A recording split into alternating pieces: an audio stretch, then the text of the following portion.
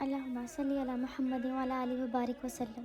جمعہ مبارک۔ رسول پاک صلی اللہ علیہ وآلہ وسلم نے فرمایا، جمعہ کا دن سب دنوں کا سید ہے، لیڈر ہے، اللہ کے نزدیک سب سے عظیم ہے۔ اس دن پہ سورہ کہف پڑھنا، رسول پاک صلی اللہ علیہ وآلہ وسلم نے فرمایا، جو شخص جمعہ کے دن سورہ کہف پڑھے اس کے لیے 2 جمعوں کے درمیان ایک نور روشن ہوتا ہے۔ رسول پاک نے فرمایا، جمعہ کے دن مجھ پر زیادہ سے زیادہ درود بھیجو، کیونکہ تمہارا درود مجھ تک پہنچایا جاتا ہے۔ سبحان اللہ، اللہم صلی علی محمد۔ دعا کی قبولیت کے بارے میں فرمایا، جمعہ کے دن ایک ایسی گھڑی ہے جس میں کوئی بندہ اگر اللہ سے کچھ بھی مانگے تو اللہ اس کی دعا ضرور سنتے ہیں۔ قرآن میں فرمایا گیا، الا بذکر اللہ تطمئن القلوب، دل کا سکون صرف اللہ کے ذکر میں ہے۔ بے شک یہ لوگوں میں کیوں اتنی بے چینی آ گئی ہے، کیوں اتنی انزائٹی اور ڈپریشن میں چلے گئے ہیں لوگ؟ کیا اللہ پہ اعتبار نہیں ہے؟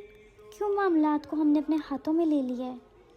ہم سمجھتے ہیں کہ جو کچھ ہو رہا ہے ہم اس کو ٹھیک کر لیں گے، ہم چیزوں کو ٹھیک کر سکتے ہیں۔ نہیں، ایک پتا بھی اللہ کی مرضی کے بنا نہیں ہل سکتا۔ جو لوگ کہتے ہیں کہ اللہ معاف کر دے گا، وہ اس بات کا سہارا لے کے نماز تک نہیں پڑھتے۔ بے شک ہمارا رب غفور الرحیم ہے، بخشنے والا ہے، بخشنے پہ آئے تو چھوٹی سی ادا بھی پسند کر کے جنت میں بھیج دے گا۔ اور جلال میں ہوگا تھا کوئی ایک غلطی، کوئی ایک چیز بری لگ جائے گی ہمارے رب کو تو ہمیں جہنم میں بھیج دیا جائے گا۔ کیا ہم فرض نہیں ادا کر سکتے؟ ہم نماز میں صرف فرض نہیں ادا کر سکتے کیا؟ معاف کر دے گا ہمارا رب، پر نماز فرض ہے، نماز ہم پہ فرض ہے۔ ہم اللہ سے پیار کرتے ہیں تو یہ کس طرح پتہ چلے گا؟ ہم نماز پڑھیں گے تو اللہ سے اپنے پیار کا اظہار کر سکتے ہیں۔ اللہ کو ہماری ضرورت نہیں ہے، ہمیں اللہ کی ضرورت ہے۔ رب اس کی چاہت کی ضرورت ہے ہمیں۔ یہ ہمیں تبھی حاصل ہوگی جب ہم وہ سب کریں گے جو اللہ کو پسند ہے۔ کیوں ہم بڑھاپے کا انتظار کرتے ہیں؟ کیوں بڑھاپے میں جا کے ہم اللہ کی طرف ہو جاتے ہیں؟ جوانی میں ہی کیوں نہیں ہم اللہ کی عبادت کر لیتے، جس میں ہمیں بہت زیادہ ثواب ملتا ہے؟ جوانی کی عبادت اور بڑھاپے کی عبادت میں بہت فرق ہے۔ ہم کہتے ہیں تو ہمیں اللہ سے بہت پیار ہے، پر آپ اس بات کا اظہار کر کیسے رہے ہیں؟ یہ بتائیں مجھے، میں جاننا چاہتی ہوں۔ کیا آپ تسبیح کرتے ہیں، اللہ کی حمد و ثنا کرتے ہیں، محفل میں بیٹھ کر آپ اللہ پاک کا ذکر کرتے ہیں؟ نہیں، ہم اپنی زندگیوں کو ٹھیک کرنے میں لگے ہوئے ہیں۔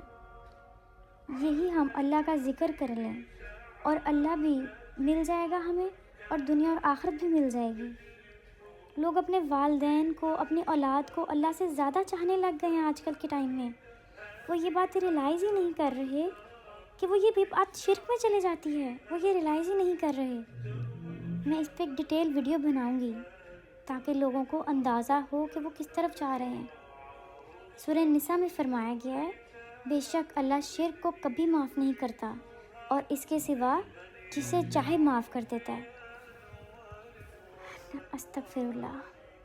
یا اللہ ہمیں ان لوگوں میں بنا لے جن سے تو محبت کرتا ہے اور جو تجھ سے محبت کرتے ہیں۔ ہمارے گناہ معاف فرما دے، ہمیں اچھی موت نصیب فرما، آمین۔ ہماری قبر کو جنت کے باغوں میں سے ایک باغ بنا دے اور اسے دوزخ کے گدھاؤں میں سے ایک گدھا نہ بنا۔